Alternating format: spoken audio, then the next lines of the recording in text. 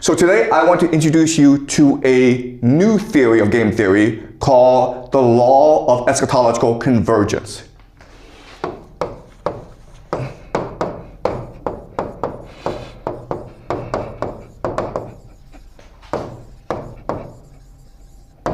Okay, so this is a very hard thing to write down, okay? It sounds complicated, but it's not, okay? Eschatology, what it is a story of how the world ends.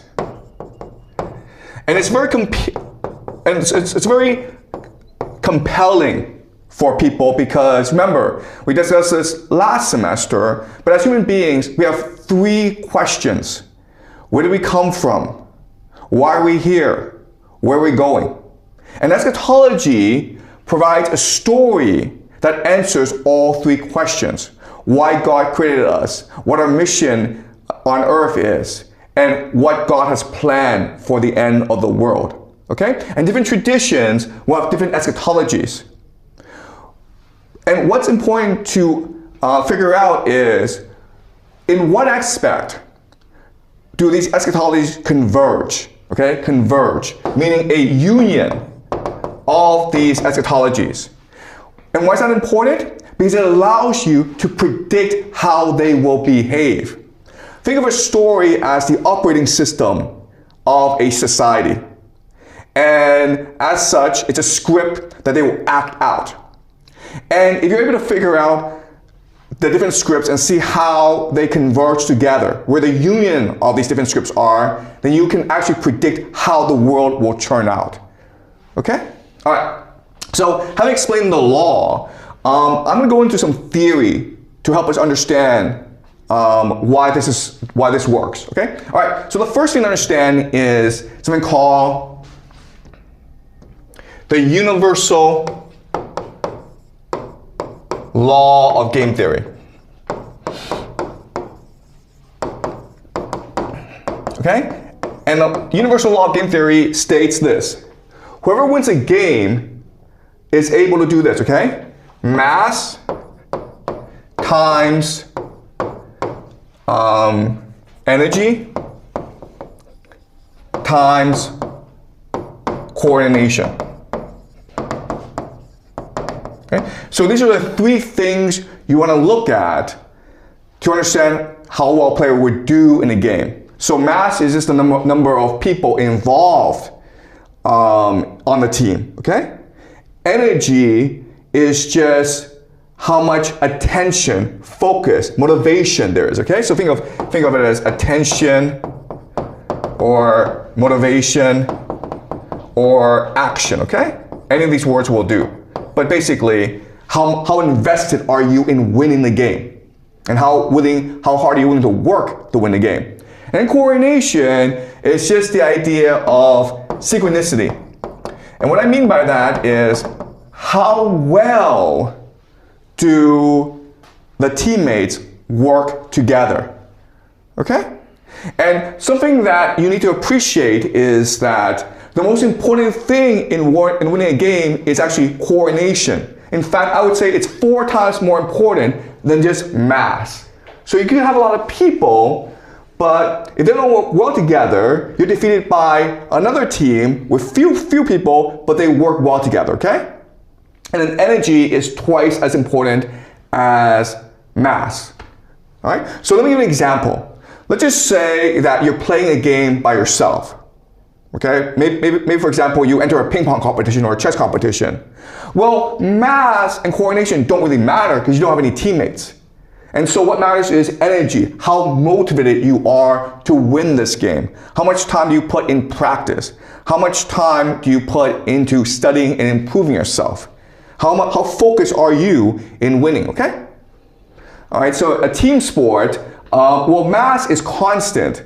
And so what matters is energy and coordination. How well the team works well together, okay? Now, what's interesting is that there are different ways to improve or increase, augment the energy and coordination. All right? So maybe a leader Okay, so maybe if someone is a really inspiring leader, that will make people much more motivated, and that will allow them to work well together, because all they have to do is listen to a leader. Okay? The problem with a leader, of course, is that eventually he will die. All right? Then you have a family, okay, blood. Okay?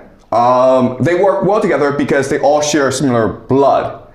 But we cannot account for the differences within this family, okay, the conflict within this family, right? So historically, in the long term, the force that allows teams to beat other teams is the idea of narrative, okay? Narrative, or a story. Okay, why? Because it implants in the minds of all those who believe in the narrative a series of actions that they must take in order to win the game. Okay? So think of it as a script. And in a script, you know what part you play, so you just have to act it out. And that allows for you all to work together to achieve the outcome that you desire. Okay? Does that make sense? Okay? And in narrative, the most powerful form of narrative is the idea of eschatology. Because eschatology is a complete script. A complete script in which everyone knows what he or she must do in order to achieve the desired outcome.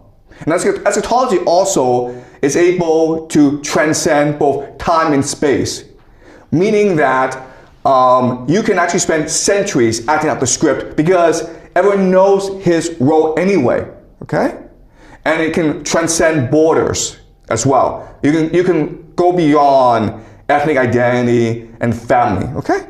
So the most powerful mechanism in history is eschatology, right? So what is eschatology? All right, so most religions are similar. Most religions require you to be a good person. Be humble, be kind, be generous. But there are certain aspects of religions that are extreme, okay? And we can call them eschatologies.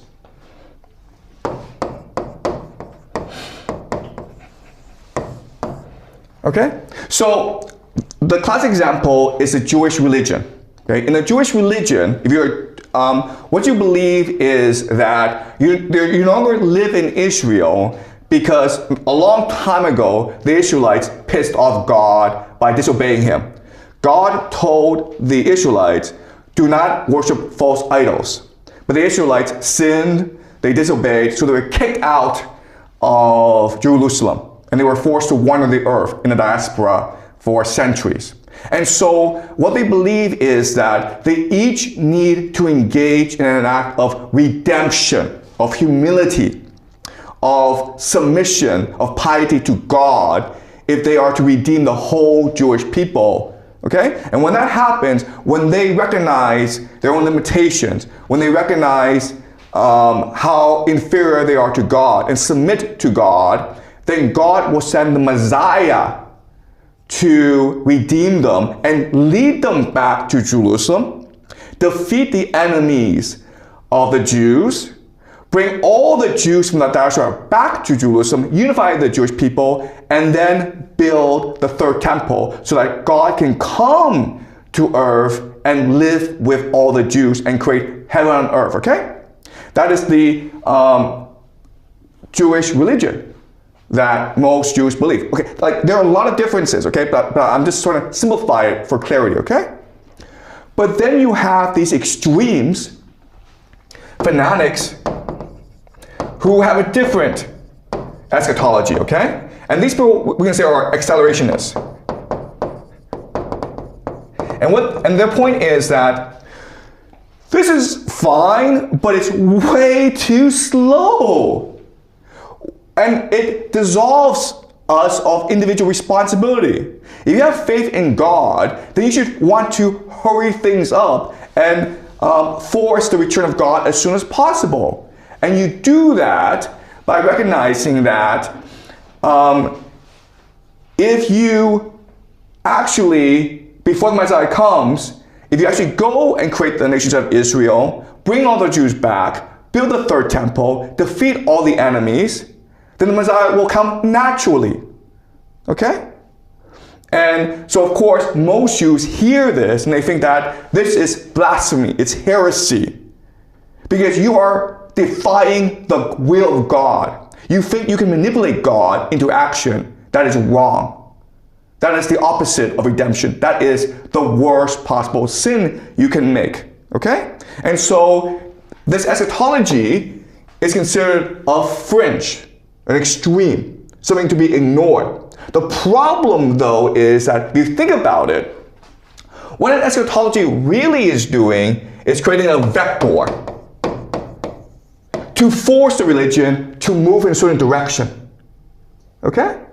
And also, if you think about it, if this is the case where eschatology is a vector that forces the mainstream to move in a certain direction, then whichever eschatology is the most extreme, the most violent, will be the one that wins out. Okay? Okay, does that make sense? In other words, what we're going to do today is look at the most extreme versions of different eschatologies. Because, quite honestly, even though these extreme versions are shared by only a few people, they're the ones who are working the hardest to achieve their eschatology, and therefore they're forcing the religion they are in to move a certain way. Okay? All right. So you hear this and you think this is all confusing, but what I'm going to do now is I'm going to share with you a passage from a biography of Rabbi Sneerson. Remember, we had a look at Rabbi Sneerson talking to Netanyahu and saying, hurry up, let's hurry up the return of the Messiah, okay? He is in charge of Shabbat Lubavitch, which again is an extreme eschatology. But again, because they are so extreme, they're willing to work as hard as possible to achieve their vision, and therefore they are forcing the Jewish mainstream in a certain direction. Okay? All right, so this is a biography of Rabbi Sneerson. And the Shabbat Lubavitch movement was founded in modern-day Belarus, and over time it went over to America because it suffered a lot of persecution by the Russians. And today they are a global movement, and they are powerful in Russia, in America, and in Israel. Okay? So we will discuss the Shabbat Lubavitch as we move along, but I want to, with this passage, show you how coordination among eschatologists work, okay? All right? So the year is 1939.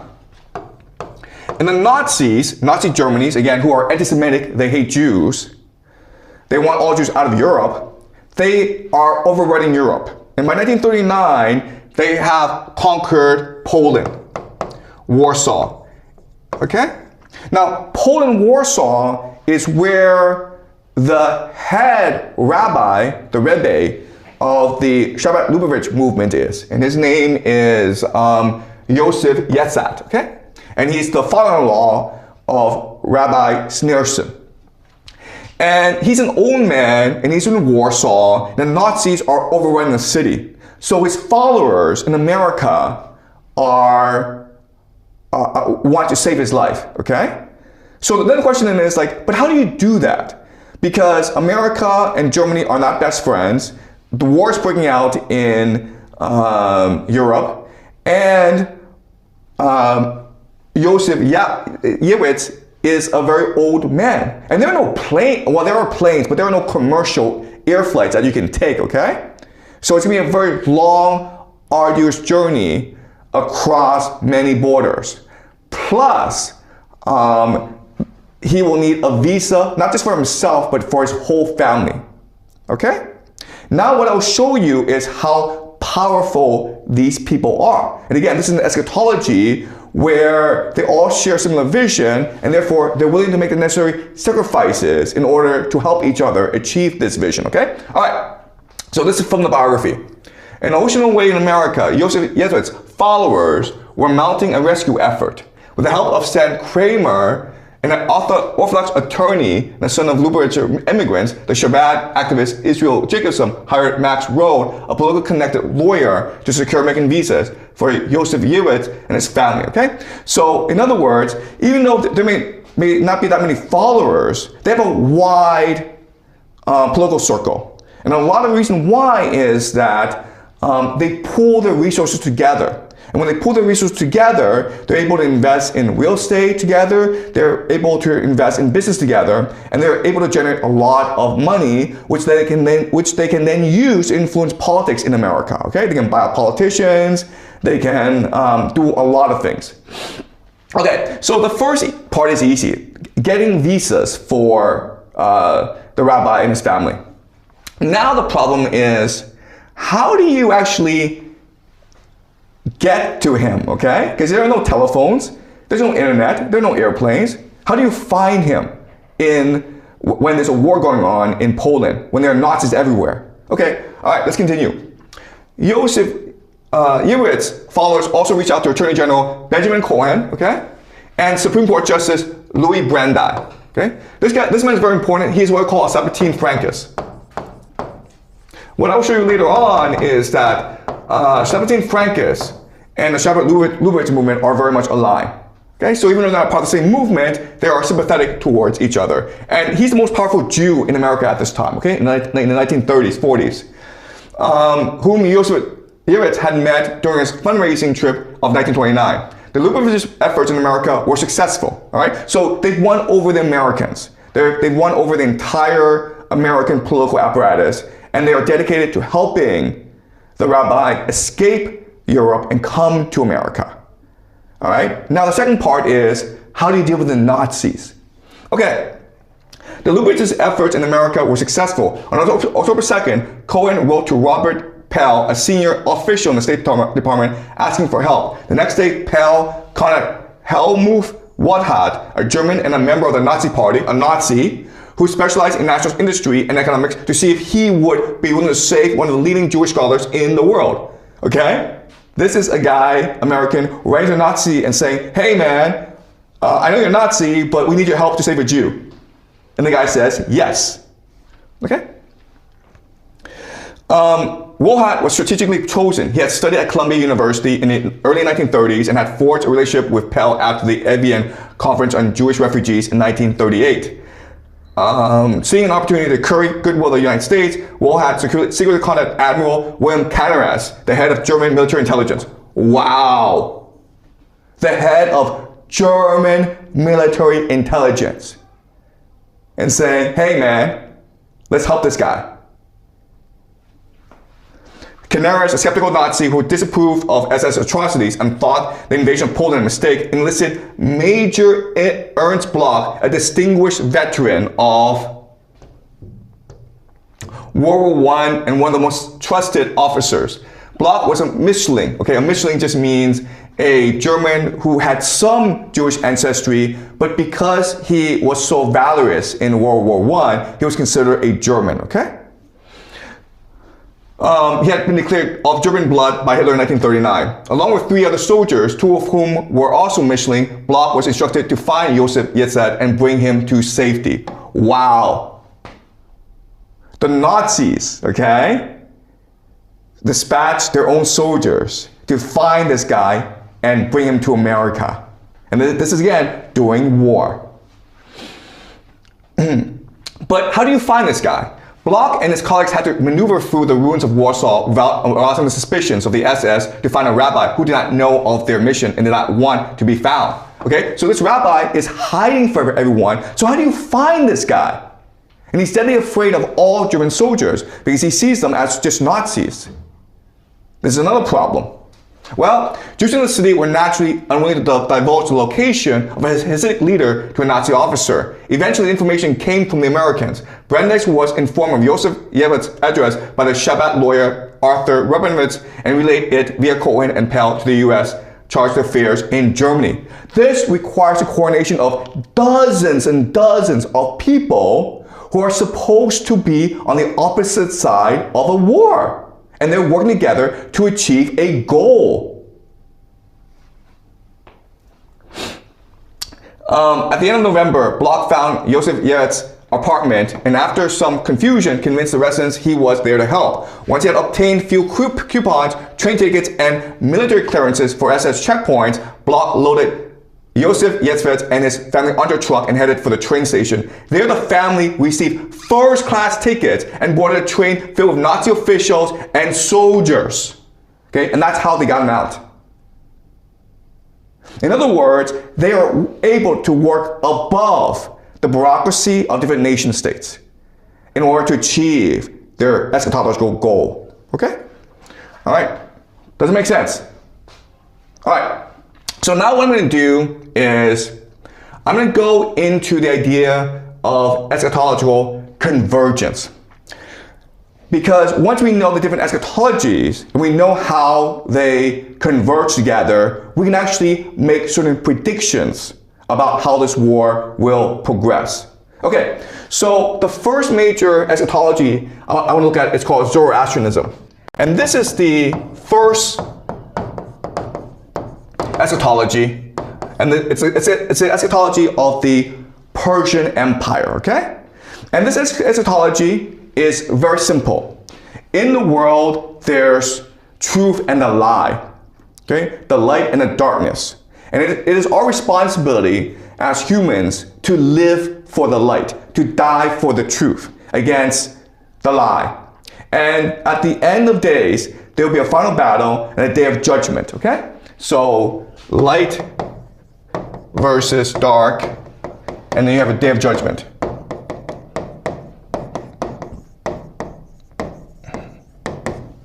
Okay, where the God, our master, will come down and he will create a paradise for everyone. Okay, so what matters is to live a noble life and await the day of judgment where eventually heaven on earth will manifest. Okay? And this is important because if you think about how the Iranians are fighting this war, the Iranians refuse to take the initiative and destroy too much, okay? They refuse to be the villains in this war because for them, in their eschatology, it's important to die for the light, to fight for the truth, okay? Now, Zoroastrianism has a major impact on Jewish eschatology, okay? And Jewish eschatology, again, I'm only talking about the most extreme version of this eschatology, okay? And in this eschatology, the idea is that the Jews disobeyed God, okay? Disobedience. And in order to repair the world, to save themselves, to create heaven on earth, they need to engage in redemption, okay? Redemption. And redemption is really about spiritual alchemy, improving yourself as a person, being good to yourself, being good to others, loving your neighbor as though you would love yourself. Okay, that's a mainstream idea. But in the most extreme version, redemption just means acting out God's plan to compel the return of the Messiah. Okay, and this plan is basically create Israel.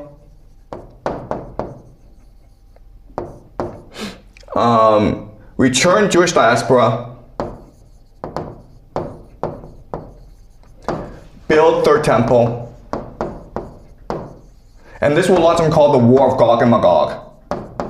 And then when the Jews are most threatened, the Messiah will come to save them from their enemies. And this will create something called the Messianic age, okay? When God rules over the earth through his Messiah, who comes from the house of David. Okay, all right. So again, this is a simple version. There are lots of different versions. This is the most simple version for our purposes. Okay? Now, what's interesting is that this Jewish eschatology would go on to influence the Protestants. Okay, and this creates a movement called Christian Zionism. Christian Zionism, so the technical word for Christian Zionism is called premillennial dispensationalism.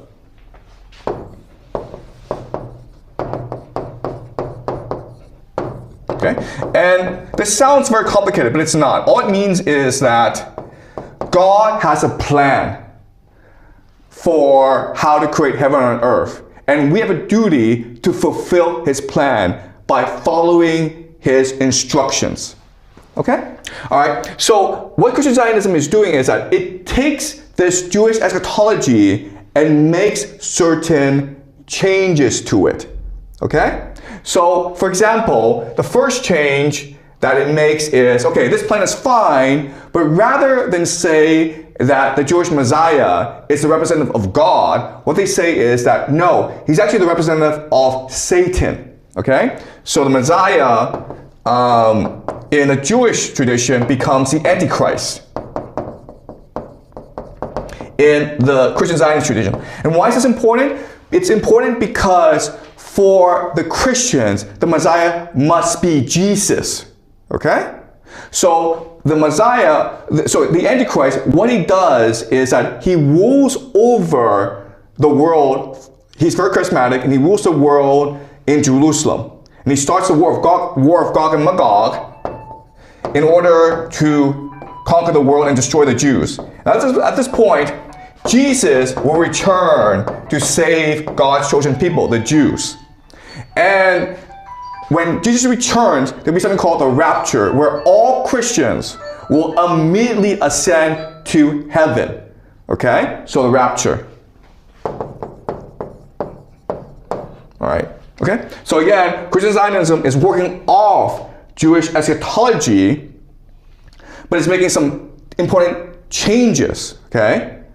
So another way of saying this is, in the beginning, Zionists and Christian Zionists will work together to reach a certain point of history, okay, what we call the Great Racial Project, but then they will diverge and fight against each other, okay?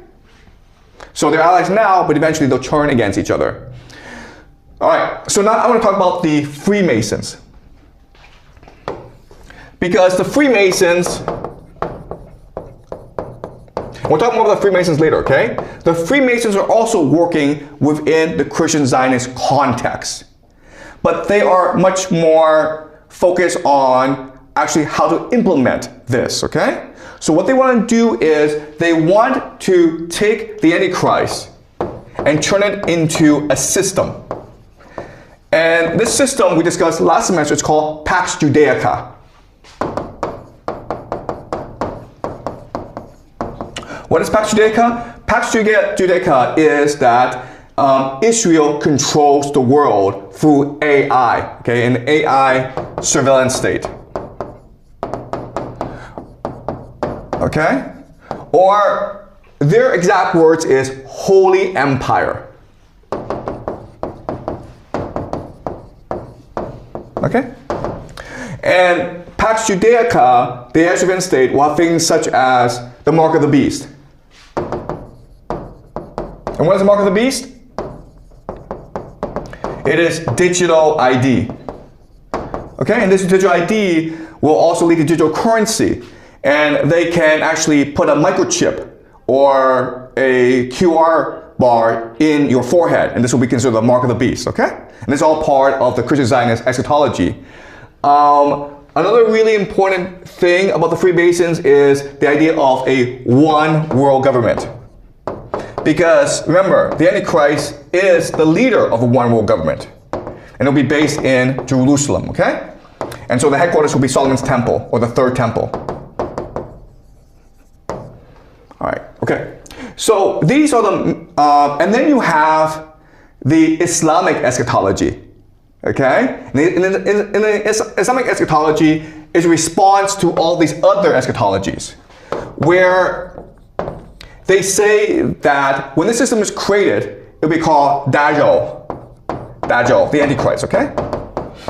And when this happens, then Jesus will return to defeat the Antichrist. Okay, that's the mainstream Islamic eschatology. Then you have the Shia. Okay, the Shia are the Iranians, where they believe that it will be the 12th Imam Mahdi who will lead the followers, okay, the Ummah. Okay, Ummah just means community of believers, into victory against the Antichrist, the Dajjal, okay? So you can see how these eschatologies are basically lining up together, right? The Shia are the Iranians. The Islamic is the entire Arab world, right?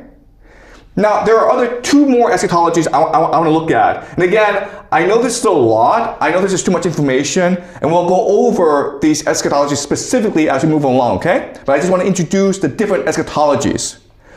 Another eschatology that's very important is the Catholic eschatology. And in the Catholic eschatology, we can call City of God, okay, which is the church, which is Jerusalem.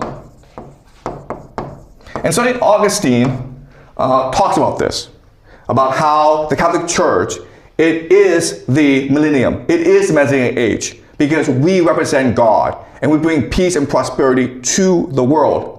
Now, what's important about the church is that it became the dominant power in the world because Rome fell, okay? So Roman Empire collapses.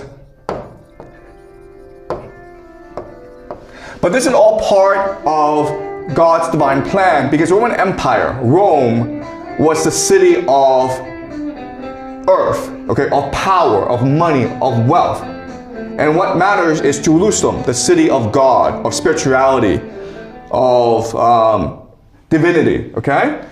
Now, the city of God came to an end because of the rise of the Protestants and the Anglo-American Empire. So for the Catholic Church to achieve its eschatology and establish again the city of God, what they need to do is also see the Anglo-American Empire destroyed just like the Roman Empire. Okay? So that is the Catholic eschatology. The last eschatology I want to discuss is the Orthodox eschatology. And what's the Orthodox eschatology? The Russians. Okay? And this is called the Third Rome prophecy.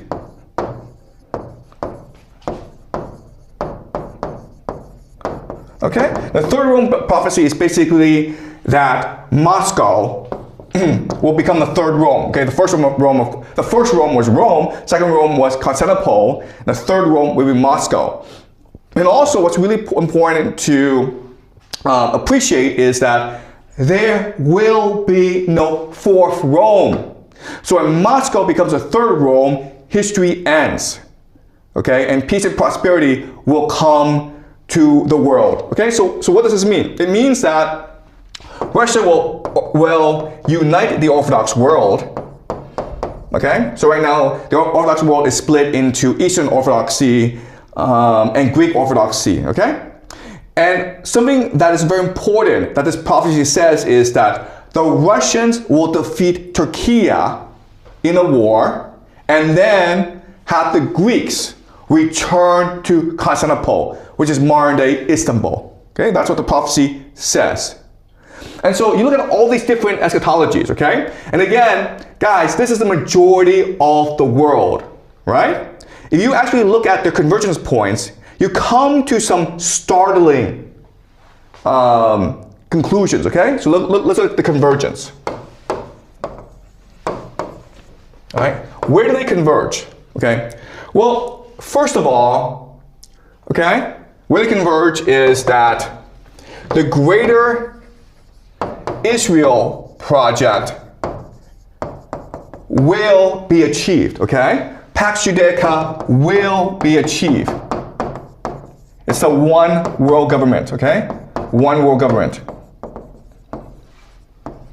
That is one major convergence. If that's true, then another convergence is the Al-Aqsa Mosque will give way to the third temple.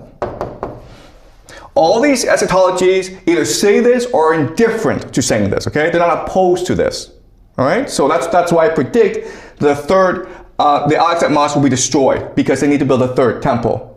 Another thing in which they converge is the rise of anti-Semitism.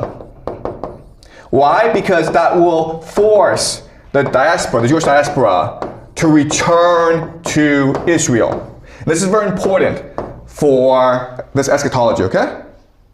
All right. Another important convergence point is the war of Gog and Magog. We don't actually know what this is, but this war is supposed to be the final war before the return of God, before the end of history, before the end of the world, okay? What this war is, we don't know yet.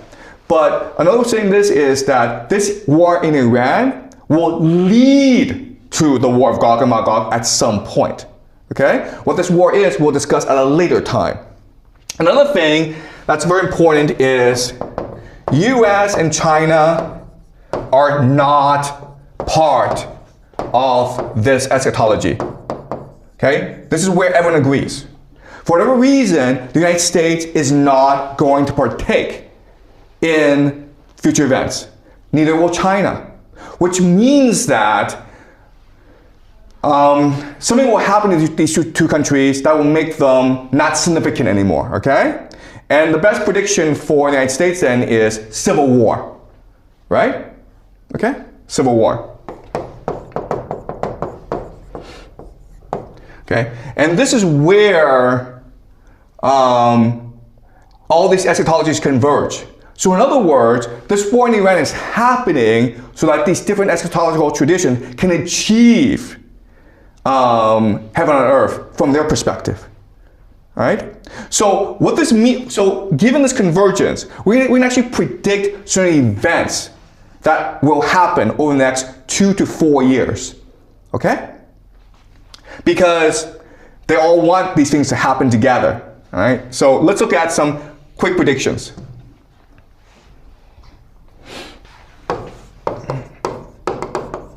Okay? First prediction, of course, is that the US will use ground troops. Because using ground troops will create a national draft. And what does a national draft do? It creates a civil war, right? A lot of young people are going to refuse to fight in this war. And this is going to create protests. Then America will have no choice but to deploy the National Guard. And this will create the recipe for a lot of civil conflict in America. Okay? Another thing that will happen is because you use ground troops, you will lose the war, and then CENTCOM, which is the American military in the Middle East, will then transfer over to Israel. Okay? What's happening in this war is that the economies of the GCC are being destroyed. And that's part of the plan. Okay? Because for Israel to achieve the Greater Israel Project, it needs to absorb the GCC and parts of Turkey and parts of Egypt. Okay? So another way of saying this is that the GCC is basically finished. The intention is to collapse their economies and make them irrelevant. Right? The third thing we can expect is that Turkey will enter this war, and Saudi Arabia actually, will enter the war. Because you want to use this war to weaken opposition to these eschatologies as much as possible. Okay? So Turkey and Saudi Arabia will enter this war, and they will suffer tremendously because of their participation. All right. Again, the Al-Aqsa Mosque will be destroyed. Okay? And then you have the rise of Persia. Okay? The rise of Persia. Why is this important? Because you need the Islamic world to unite against Israel for the end of days. Right? So you don't mind if actually Iran wins this war, because by winning this war, Iran will activate its Persian identity. And this is important for eschatology because in the war of Gog and Magog, people are interpreting Gog and Magog, which will march against Israel. They're interpreting Gog and Magog to be Persia and Russia. Okay? Okay? Together they will march against Pax Judaica. Number 6 is that in Israel, you will achieve the Pax Judaica and the Greater Israel Project. Okay? So the Greater Israel Project and Pax Judaica are not the same thing, guys. Greater Israel is just basically the territory that the Israelis believed that God had promised their ancestor Abraham. Pax Judaica is a one world government, okay, based on AI surveillance and the mark of the beast.